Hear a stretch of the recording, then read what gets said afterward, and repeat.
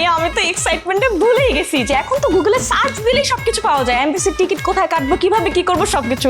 Thank you so much ভাইয়া, মনে করে দিলে থ্যাংক ইউ। যাও যাই আর্জেন্টিনা মেসির লোকে যা করো করো গিয়া, যাও আমার সামনে থেকে যাও। আচ্ছা ভাইয়া ঠিক আছে, আসসালামু আলাইকুম ভাইয়া।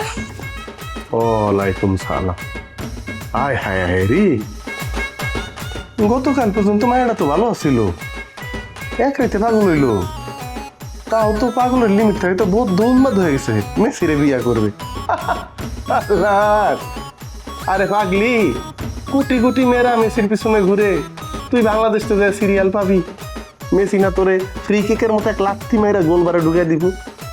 উমাইয়া তুমি আমার জান ফরহান কলজিয়াটা, তুমি আমার জ্বর হুপিং কাশি দেখতে, তুমি আমার তোমার ছাড়া আমার একটুও ভালো লাগে না। এই তোমার আব্বার টেকে আনছো? হ, আমার আব্বার কাছ থেকে টাকা নিয়ে আসুম সেই আশায় তো তুমি বসে আছো, তাই না? তার সাথে তোমার একটা গরম খবর দেই, তুমি যে বরিশাল থেকে হায়ার করে প্লেয়ার আনছো না, সেই প্লেয়ার তো তোমার খুঁজতেছে। উমাইয়া তা আমি তো এনো গুফনে আয়া চুপচাপ বাড়ির মধ্যে ধান দাইছি, হেরা টের পাইলো কিবা? এইটা আমি কেমনে কমু, হেরা টের পাইলো কেমনে? তা ঘটনাটা কি? তাদের কথার সাথে তো এখন কোনো মিল পাইতেছি না। তারা কইলো তারা খেলবো, প্রাইজ মানি হিসাবে পাইবো 2 লক্ষ টাকা। মানে পাড়ার বিশ্বকাপ যে খেলার জন্য তুমি তাকে হায়ার করে আনছো, তারা খেলবে না, 2 লক্ষ টাকা পাবে। 1 লক্ষ টাকা তারা নেবে, 1 লক্ষ টাকা আমাকে দিবে। তারা তো প্রথম ম্যাচে হাইরেই গেছে, এখন তোমার টাকার জন্য খুঁজতেছে কেন? হেটা হেরা টেন জিগাউগা, আমার জিগায় লাভ কিতা?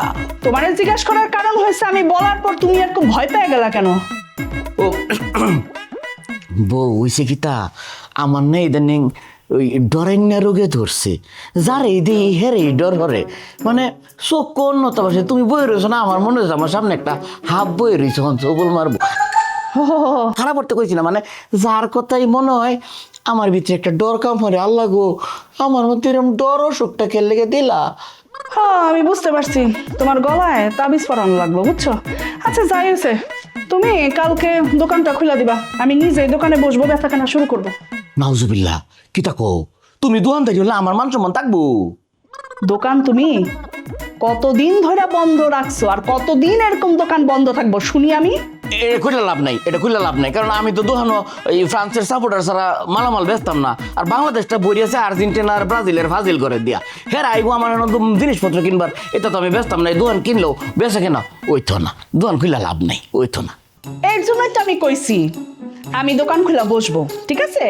তারপর Brazil, Argentina, Spain, Uruguay, Paraguay যত যা আছে, ঠিক আছে, সবার কাছে, মানে সব দলের সাপোর্টারের কাছে আমি মাল সামানা বিক্রি করব।